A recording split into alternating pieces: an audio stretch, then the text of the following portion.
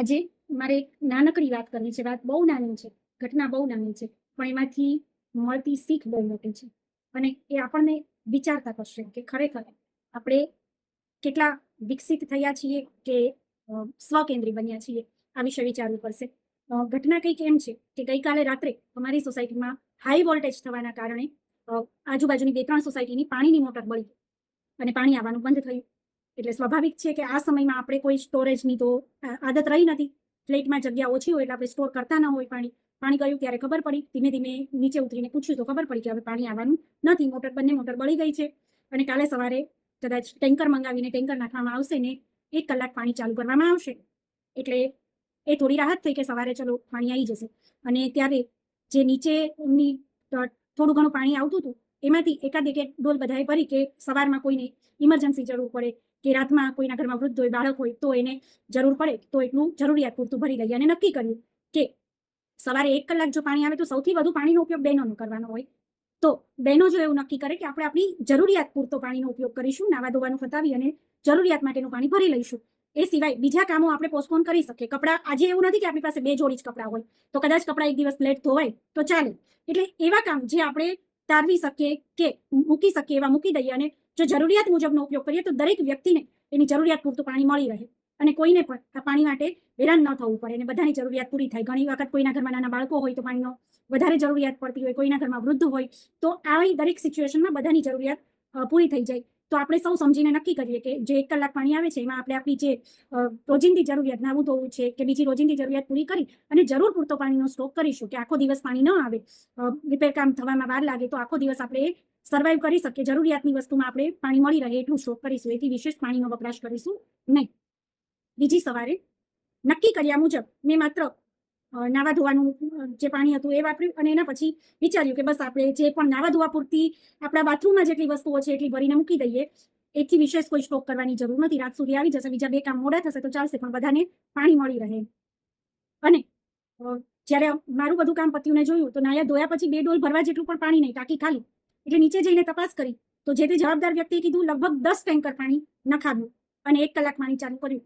એમાં પાણી પૂરું થઈ ગયું.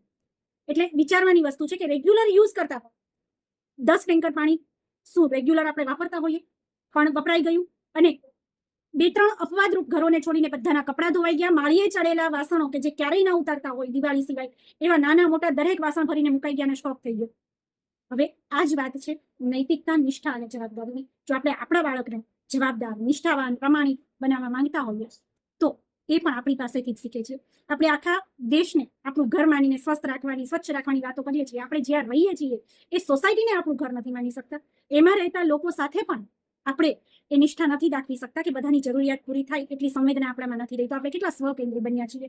એટલે વાત દોલતની નથી. દોલતની નબળાઈ દૂર કરી શકાય, દાનતમાં નબળાઈ આવે ને એ દૂર નથી થતી. ખરેખર જો પ્રત્યેક વ્યક્તિએ જે વિચાર્યું એ પ્રમાણે કર્યું હોત તો.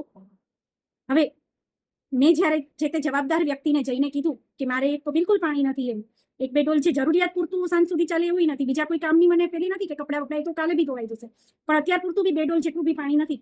તો એ જવાબદાર વ્યક્તિએ એવું કીધું કે એ તો તમારી ભૂલ ને, તમે મોડા પડ્યા, બાકી બધાએ તો બધું કામ કરી લીધું 1 કલાકમાં. એટલે આપણે સારું વિચાર્યું એ આપણી ભૂલ. વિચારવાની વાત એ છે. અને બીજો એક સવાલ એવો થયો કે જે બોર્ડની આપણે લાઇટ આવે છે, વીજળી આવે છે, એ બોર્ડમાં આપણી કોઈ ભૂલ ને લીધે કઈ ખામી સર્જાય, કશું થાય તો બોર્ડ આપણા પર દંડ ફટકારે અને આપણે ભોગવવું પડે. પણ આજે એ બોર્ડની ભૂલને લીધે એમના હાઈ વોલ્ટેજ થવાના કારણે 2-3 સોસાયટીઓની મોટર બળી ગઈ તો શું એના લીધે જે મોટું નુકસાન સોસાયટીને થયું, જે ખર્ચ આવ્યો, તો એ માટેની જવાબદારી કોણ?